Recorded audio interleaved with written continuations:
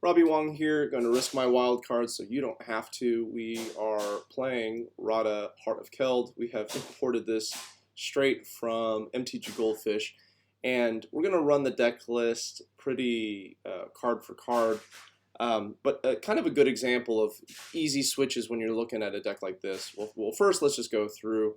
We have cheap creatures, we have slightly less cheap creatures, and then we have more expensive creatures. We have a pile of removal. Some of these are expensive, some of these are fight, some of these are conditional, like you need to have a creature on the battlefield or its collision it has to be flying. But there are plenty of Niv Mizzets running around, so collision I believe will almost always have. Yes. Okay, I'm recording, so just come down here. But Evolving Wilds, Fabled Passage is just strictly better. So, Fabled Passage. So sometimes it's an oversight. Sometimes it is a. Sometimes it's a wild card situation. Maybe they were out of wild cards. But anytime you have a situation like this, there was that mono blacklist didn't have any castles in there. So, you know. But having played, Junie, I'm over here if you want to play zombies. I know. So having played this format for a while, I'm rather excited for them splitting it up because it's become a little predictable in terms of the number of nivs you're going to face. I'd like to see diversity in commanders. There's a chair here if you want to sit. Okay, missing green, can't keep this. We have a free mulligan. This is much better. There's some fight.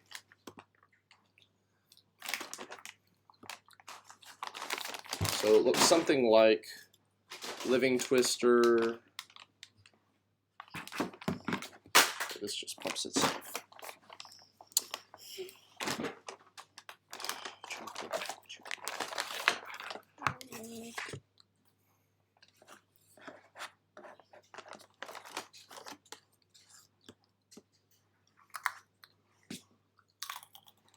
Okay, so that's a pump spell we will not use.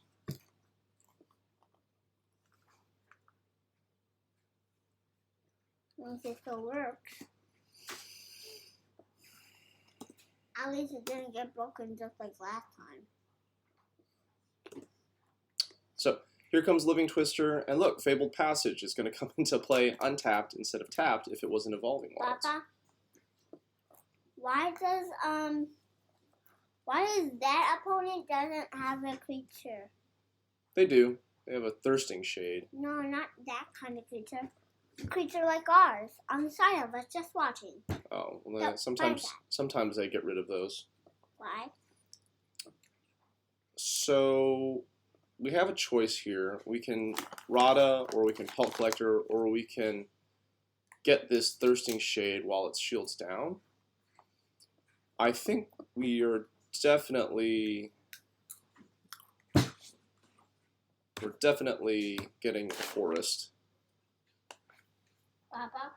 And I think I want to use my mana efficiently, and I want to go Pelt Collector into Radha.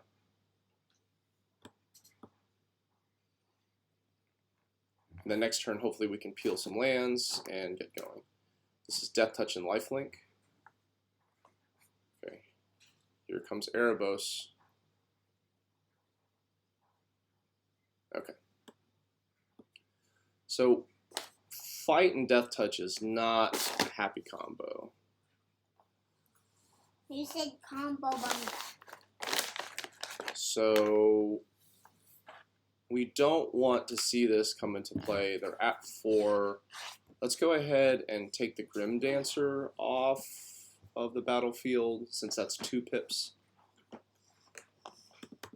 We'll get to pump our Pelt Collector because it's slightly bigger, and then we want to fight the Grim Dancer.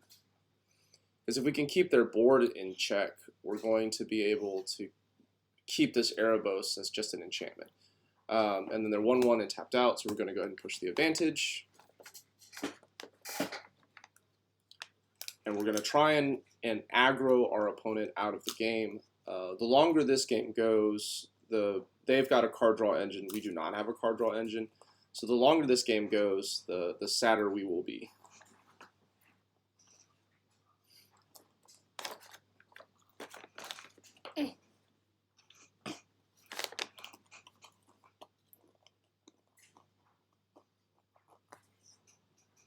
Okay, so that's. I need to be a little bit aware of my 1 toughness creatures. They can get picked off by Erebos' activated ability. Sacrifice another creature, target creature gets -2/-1. Erebos, 3 and a black, indestructible. Boom, goes the dynamite, goodbye. Yes. In all these games, I've only moved the commander to the graveyard once. Okay. I think the Pelt Collector. So actually, if we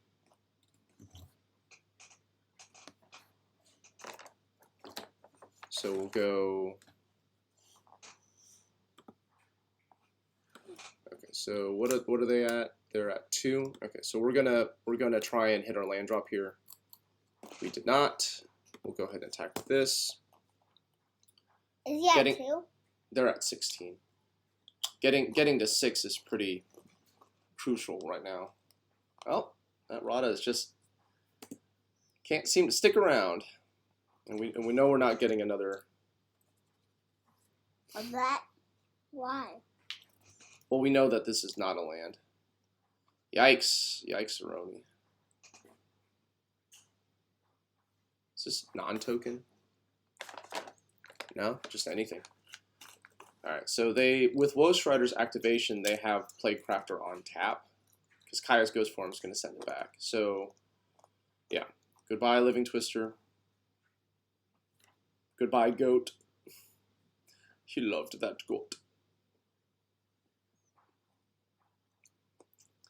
An opponent's deck showing its power, grinding us out. So let's go ahead and get some meat back onto the battlefield.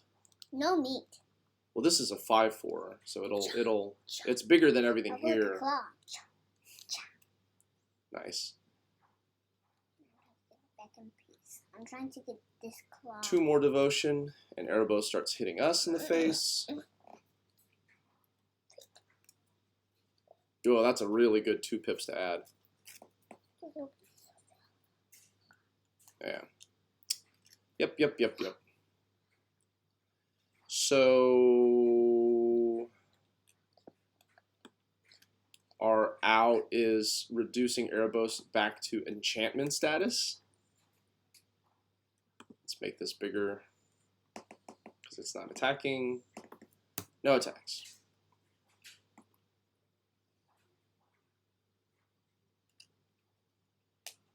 Why do you make him bigger? Well, I have a choice between it being bigger and it attacking right away. Pop, look. Claw 6. The claw is fixed. Do you know how? I just put this in skin. Yeah.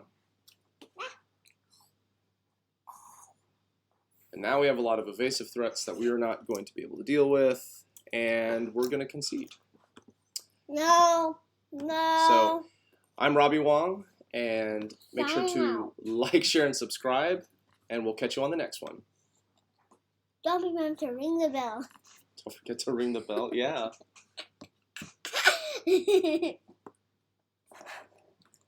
Oh,